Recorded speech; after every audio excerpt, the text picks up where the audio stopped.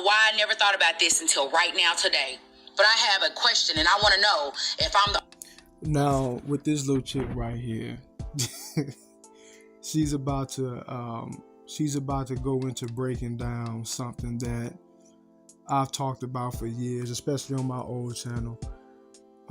What I refer to as the perpetual victimhood mentality, right? And it's strange now, because we're basically coming to the close of this society, of this modern rulership, right?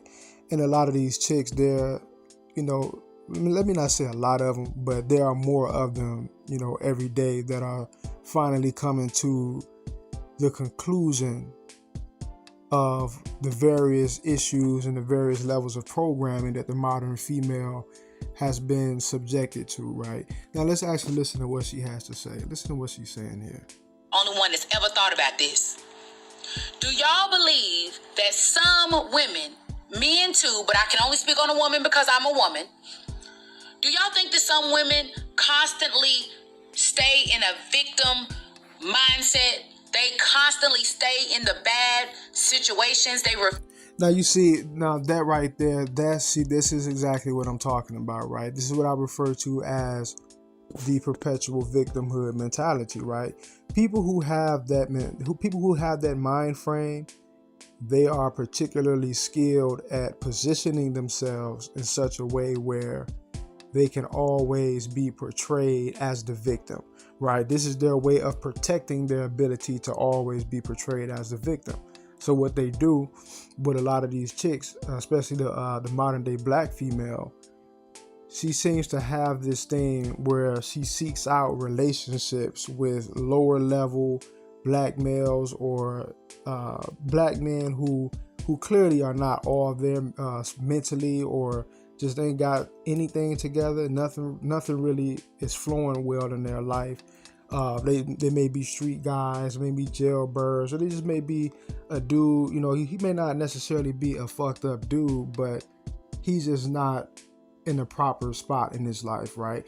And they know that being in relationships with guys like that, it gives them someone to point the finger at, right? So it gives them someone that they can blame, that they could always shift the blame on when the relationship doesn't go well, right? Because, oh, you this or you that, or you did this to me, or you whooped my ass, or you stop driving my car, get out my house, or go sleep on the couch. You see what I'm saying? Things like that.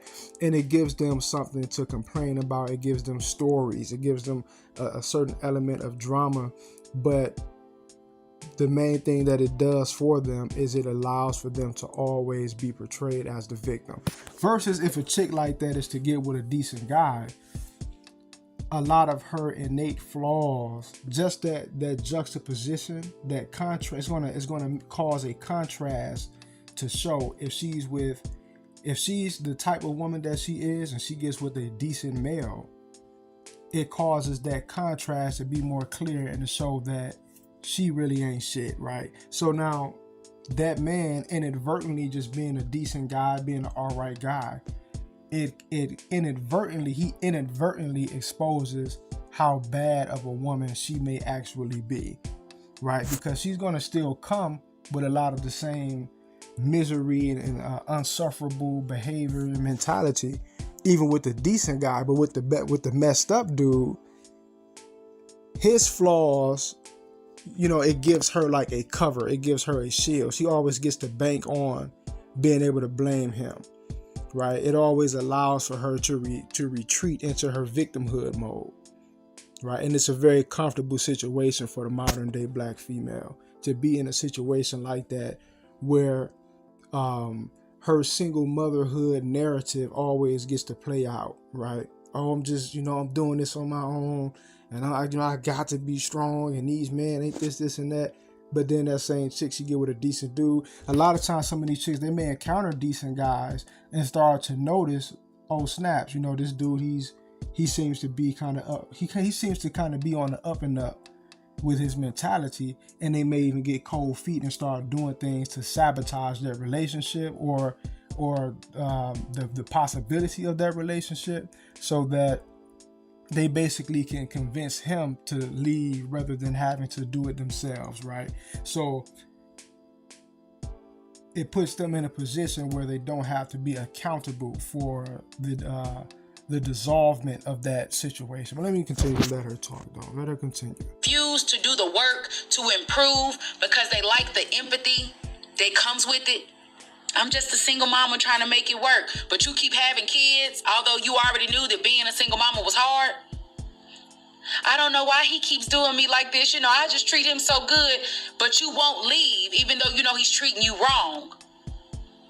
And it's like, no matter how much I work, I can't get out of this hole. I'm just trying my hardest, and She won't leave because he's treating her wrong. And that's another thing. That toxicity, that tumultuous relationship, it can be addictive. They get a high off of that. They get like a negative charge, a high off of the toxicity and the dysfunctionality in those types of scenarios. Right, like I said earlier, it gives them stories. They can get on the phone with their girlfriends and other people and co-workers and all like that, and be like, "You won't believe what this nigga did. This, that, and other." They like that, right? There's a certain element of their mentality also where they get turned on by the fisticuffs, the fighting and the arguing and the screaming and breaking things, and you see what I'm saying? So that perpetual victimhood mentality.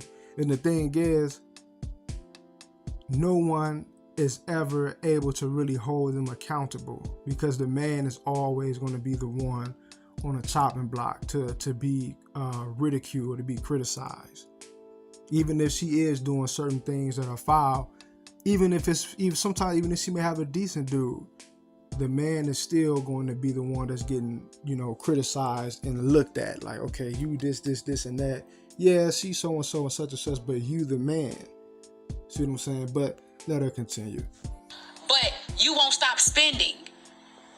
Do y'all think that they constantly do the same things, or they refuse to try something different and improve because they like the empathy? Because that's the only way that they've ever felt loved or cared for. Now, I ain't nobody's therapist, but think about it. If the only attention that you've ever gotten that made you feel loved or cared for or seen is when you are getting pity and empathy and sympathy, and you've never had a healthy love, do y'all think that's why they refuse to change? Let's talk about it in the comments. I don't know why. Yeah, so that's those are her thoughts, but she's touching on what she's saying is she's right on point, man. And to close this out, single motherhood has become like a badge of honor, right? At one point in time, you would get shamed, like it was a shameful thing to be a single mother or even a teen mom. It was you had to be married, you had to have a man or something like that. It was a shameful thing to be a teen mother or a single mother. Now it's like you're courageous, or you're strong, or you're this and that. So a lot of times these chicks, they don't even want a man in the picture, because a man being there, it takes away from some of their glory, because they're getting the help that they're supposed to get. So it kind of takes some of that glory away from them. Some of that steam is like, you don't really get the same props that the other black female gets who's doing it on her own, who's a single mother, right? It's a badge of honor now. But that'll do it for this video. Peace.